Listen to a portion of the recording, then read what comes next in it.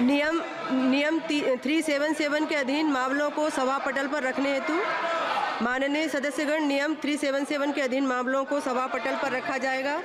जिन सदस्यों को नियम 377 के अधीन मामलों को आज उठाने की अनुमति दी गई है और जो उन्हें सभा पटल पर रखने के इच्छुक हैं, वे 20 मिनट के भीतर मामले को व्यक्तिगत रूप से सभा पटल पर भेज दें। केवल उन्हीं मामलों को सभा पटल पर रखा माना जाएगा जिनके लिए मामले का पाठ निर्धारित समय के भीतर सभा पटल पर प्राप्त हो गया हो, शेष व्यक्तित्व माना जाएगा। माननीय डिम्पल यादव जी। सभापति महोदय, आपने मुझे बजट में बोलने का मौका दिया, मैं आपको धन्यवाद देना चाहती हूँ। हमारा देश किसान प्रधान और कृषि प्रधान देश है। अगर हमारे किसान और युवाओं का भविष्य सुनिश्चित नहीं कर पा रहे हैं हम, तो मैं समझती हूँ कहीं ना कहीं हम सब अपने फ़र्ज से डगमगा रहे हैं। जहाँ वित्त मंत्री ने 9 प्राथमिकताओं की बात करी और कृषि को जहाँ पहला स्थान दिया गया, वही मैं वित्त मंत्री से पूछना चाहती हूँ कि कृषि ग्रामीण अर्थव्यवस्था की वृद्धि दर क्या है। जहां यह कहा गया था कि 2024 तक आप किसान की आय दुगनी कर देंगे, 22 तक किसान की आय दुगनी कर देंगे, और जहां एमएसपी का वादा किया गया था, तो मैं पूछना चाहूँगी कृषि मंत्री से कि आज एग्रीकल्चरल इंफ्रास्ट्रक्चर में कितना बजट या सरकार द्वारा दिया जा रहा है। यूपी को इस बजट के तहत क्या मिला है? क्या एक भी मंडी पिछले 10 सालों में उत्तर प्रदेश में बनी है? और अगर किसान की ज़रूरतमंद जैसी चीज़ों पर क्या यह सरकार ने कोई भी जीएसटी माफ़ करी है या खाद में सब्सिडी देने में सरकार कायम रह पाई है? और जहां खुद प्रधानमंत्री आए थे उत्तर प्रदेश में विधानसभा चुनाव में और उन्होंने वादा किया था उत्तर प्रदेश की जनता को, उत्तर प्रदेश के लोगों को, कि वो आवारा मवेशियों की समस्या से किसानों को हल दिलाएंगे, निजात दिलाएंगे, तो क्या इस आवारा पशुओं की जो समस्या है जिसकी वजह से आज हमारा देश चौकीदार बन गया है, रात भर सो नहीं पा रहा है, तो क्या कोई प्रावधान बजट में रखा गया है इस समस्या को लेके?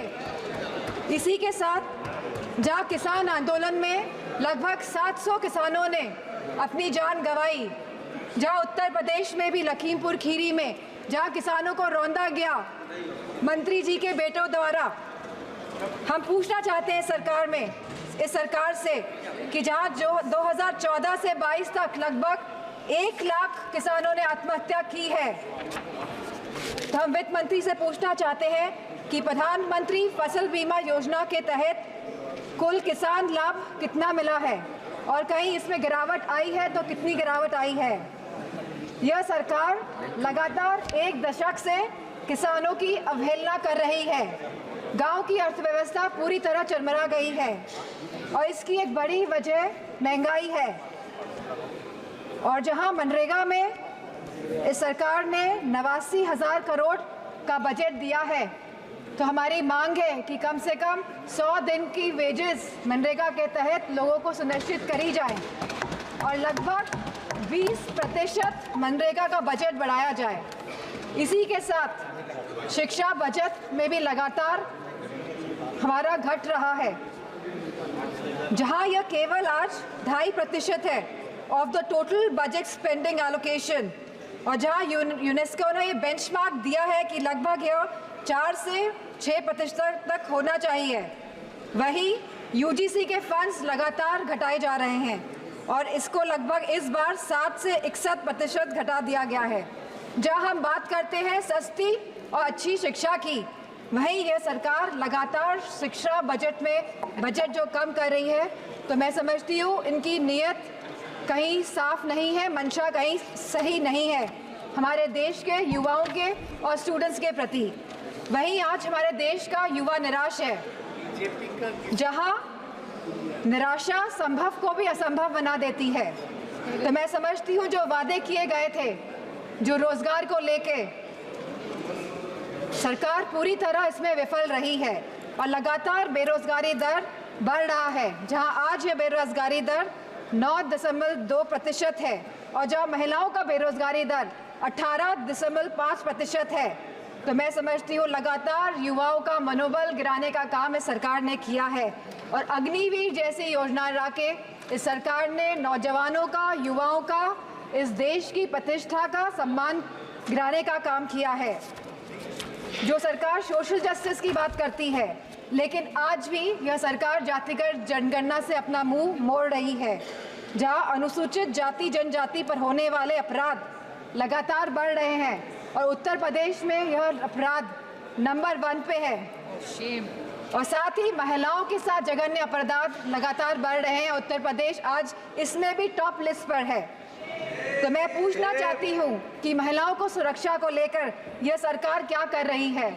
और जहां उत्तर प्रदेश में समाजवादी पार्टी की सरकार ने 1090 जैसी सेवाएं चलाकर हमने अपनी माताओं, बहनों, बेटियों को सम्मान दिलाने का, उनका हक दिलाने का काम किया था, तो इस बजट में क्या प्रावधान रखा गया है महिलाओं की सुरक्षा को लेकर।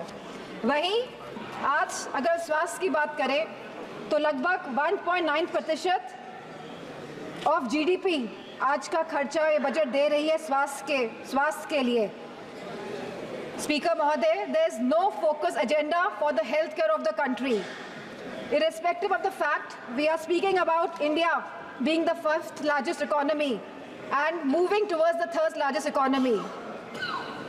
And if we see the fast growing population of the country, so 1.9% of the budget is very less for the health services of the country. Sir, decision to exempt 3 cancer drugs is a welcome move by the finance minister, but it is a very small step in the right direction. Sir, ma'am, हमारे उत्तर प्रदेश में लखनऊ में एक cancer institute जिसमें लगभग 1000 करोड़ रुपए लगे हैं वो तैयार है, लेकिन ना केंद्र की सरकार ना स्टेट की सरकार ये सुनिश्चित कर रही है कि सुचारू रूप से वो कैंसर इंस्टीट्यूट चल सके, क्योंकि कैंसर के केसेस लगातार देश में बढ़ रहे हैं। और मेरा मानना है कि अगर ये कैंसर इंस्टीट्यूट सही ढंग से सरकार चला लेती है तो सस्ता इलाज हम अपने देशवासियों को दे पाएंगे। Very good suggestion. Very good suggestion. Ma'am, there is a massive gap between the demand and supply in the healthcare center, in the healthcare infrastructure. The doctors, the nurses, the technicians, इन सब की बहुत भारी कमी है। और जो बड़े बड़े वादे कर रहे हैं और जो बड़ी बड़ी बातें कर रहे हैं कि हमने बहुत बड़े बड़े एम्स बना लिए हैं, मेडिकल कॉलेजेस बना लिए हैं, लेकिन 100% तरीके से कोई भी मेडिकल कॉलेज या एम्स सुचारू रूप से प्रदेश में नहीं चल पा रहे हैं, क्योंकि भारी डॉक्टर्स की कमी है, नर्सेस की कमी है, टेक्नीशियंस की कमी है। इसी के साथ जो टीचिंग फैकल्टी में भी भारी टीचर्स की कमी है।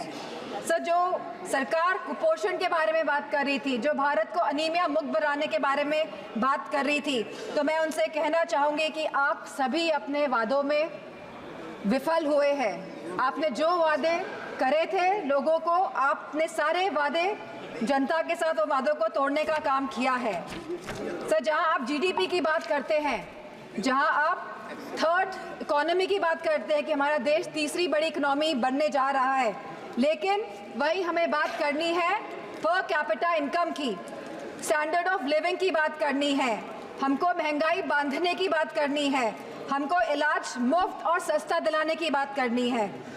और जो कैपिटल एक्सपेंडिचर की आप बात कर रहे हैं, तो मैं समझती हूँ इसमें भी समय सीमा तय होनी चाहिए कि इंफ्रास्ट्रक्चर के जो भी प्रोजेक्ट्स बन रहे हैं उनकी समय सीमा निर्धारित हो, क्योंकि यह टैक्स का मनी है, ये जनता का पैसा है। धन्यवाद माननीय सदस्य। Ma'am, 2 minutes I will take ma'am.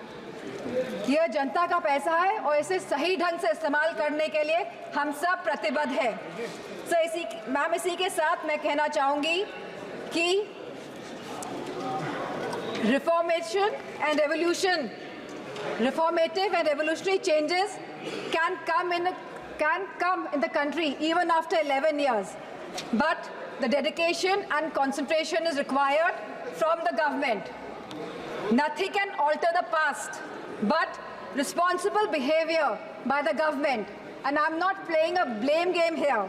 I'm saying a responsible behavior is the behavior in which we are responding to the present situation. And if the government plays a responsible behavior, then formative changes can come in the country. Thank you, Speaker. Very Ma'am. good. Very good.